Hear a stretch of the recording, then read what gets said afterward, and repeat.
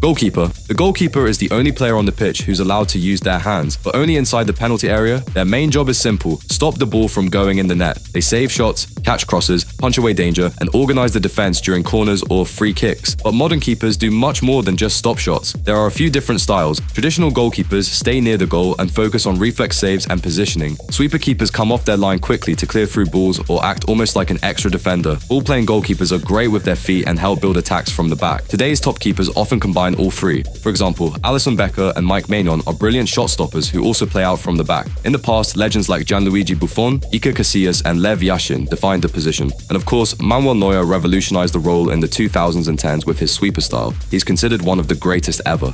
Centre-back. Centre-backs are the defensive backbone of any team. They play in the central part of the defense, right in front of the goalkeeper, and their main job is to stop the opposition from scoring. Most teams play with two centre-backs, but in some systems, like a back three, there can be three. No matter the setup, centre-backs are responsible for blocking shots, winning headers, making tackles, and organizing the defensive line. They're also often the first players to pass the ball forward and start an attack. There are different types of centre-backs. Some are ball-playing defenders, calm on the ball and able to pick out passes, helping the team build from the back. Others are no-nonsense defenders, whose main job is to clear danger and win physical battles.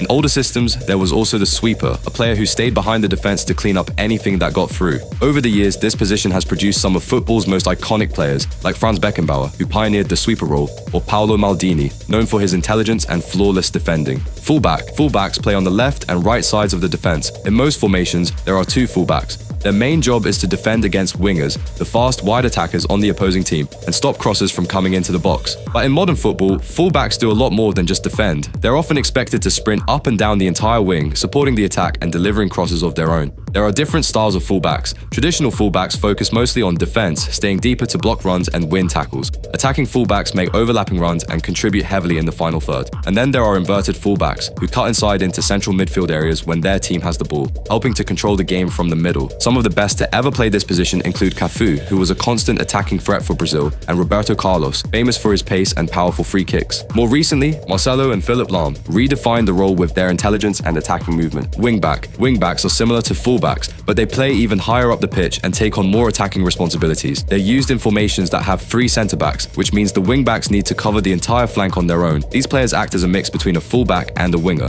When their team is defending, they track back to help the backline. When attacking, they push forward to stretch the pitch, send in crosses, and sometimes even get into scoring positions themselves. To succeed in this role, players need incredible stamina, speed, and tactical awareness, because they're constantly shifting between defense and attack. Some legendary examples of attacking fullbacks who thrived in wingback roles include Roberto Carlos, who often played almost as a winger for Brazil, and Jacinto Facchetti, one of the first defenders to regularly bomb forward in the 1960s. Defensive midfielder. The defensive midfielder, often called a number 6, plays just in front of the defense, acting as a shield for the back line. Most teams use one defensive midfielder, but some formations use two. Their main job is to break up opposition attacks, win the ball back, and provide a safe passing option to help the team build play from deep. There are different roles within this position. A ball-winning midfielder focuses on tackles, interceptions, and stopping counterattacks. A deep-lying playmaker stays calm under pressure and controls the tempo with accurate passes. Some players do a bit of both, winning the ball and launching attacks right away.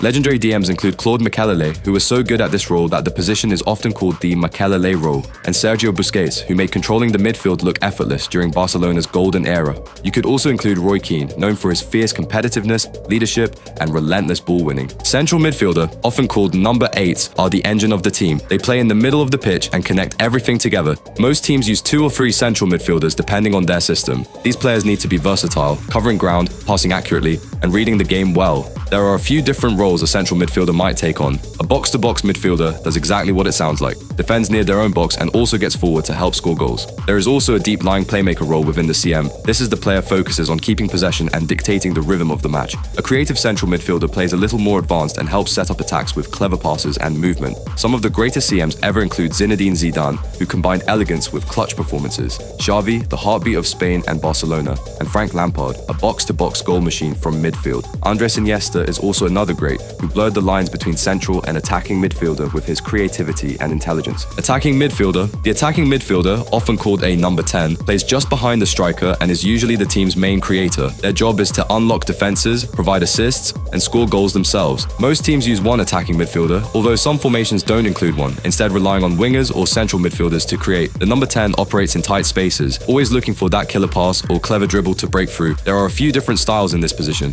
The classic playmaker, who dictates the game with vision and technique. The shadow striker, who arrives late in the box to score goals. The free roamer, who drifts into wide or deep areas to create overloads and confusion. Some of the greatest ever in this role include Diego Maradona, perhaps the most iconic number 10 in history, Zinedine Zidane, who controlled games with style and intelligence, and Ronaldinho, whose flair and unpredictability lit up the pitch. You can also include Kaká, who dominated from the 10th role during his Ballon d'Or winning years, and of course Pelé, who often played in a deeper attacking role, combining vision, dribbling, and world-class finishing during Brazil's golden era. Winger. Wingers are the wide attackers who usually play on the left wing or right wing. Their job is to stretch the play, take on defenders, deliver crosses, and either set up or score goals. Most formations use two wingers, one on each side of the pitch. They stay wide when the team is attacking, using speed and skill to beat their marker and create space. There are a few styles of wingers. Traditional wingers stay wide and whip in crosses. Inverted wingers cut inside onto their stronger foot to shoot. Inside forwards operate even narrower, playing more like goal-scoring attackers. Some of the best to ever play this role include Cristiano Ronaldo, who began as a devastating left winger before evolving into a central striker. Lionel Messi, who started on the right wing at Barcelona, cutting inside onto his left foot to score hundreds of goals. George Best, whose dribbling was legendary, and Garrincha, one of Brazil's most skillful wide players. Ronaldinho also often played wide, dazzling with flair and creativity. Striker. The striker, often wearing the number 9, is the team's main goal scorer. They play furthest forward and are expected to finish chances, whether it's from close range, outside the box, or in the air. Most teams use one striker, but some play with two, often pairing a physical target man with a quicker or more technical partner. Regardless of the setup, the striker's job is simple on paper, but incredibly difficult in practice. Put the ball in the net. There are a few different types of strikers. A target man is strong and good in the air, holding up the ball and bringing others into play. A poacher stays close to goal and scores from close-range chances. A complete forward can do a bit of everything: dribble, pass, hold up play, and finish. Some of the greatest strikers in history include Ronaldo Nazario, R9, whose speed and finishing terrorized defenses in the late 90s and early 2000s, Thierry Henry, who glided past players with ease, and Marco van Basten, known for his technique and volleyed goals. You can also include Cristiano Ronaldo, who became one of the most prolific scorers ever after moving from the wing to a central role. False 9. The false 9 is a unique type of striker, but unlike a traditional number 9 who stays forward and looks to score, the false 9 drops deeper into midfield to confuse defenders and create space. This role is usually used by just one player, and not every team plays with one. It's more of a tactical strategy than a fixed position. By drifting into midfield, the false 9 pulls centre-backs out of their usual positions, opening gaps that wingers or midfielders can exploit with forward runs. The false 9 isn't just a creative player. They need to have exceptional football intelligence, close control, and the ability to link play quickly. Instead of leading the line, they act more like a playmaker in disguise. The most famous example of a false 9 is Lionel Messi under Pep Guardiola at Barcelona. When he started dropping into midfield, defenders didn't know whether to follow him or hold their line, and that confusion led to one of the most dominant teams in football history. While not as common today, the false 9 remains one of the most fascinating tactical evolutions in football, turning the traditional striker role completely on its head. Thank you for watching, and if you enjoyed this video, you will love this one.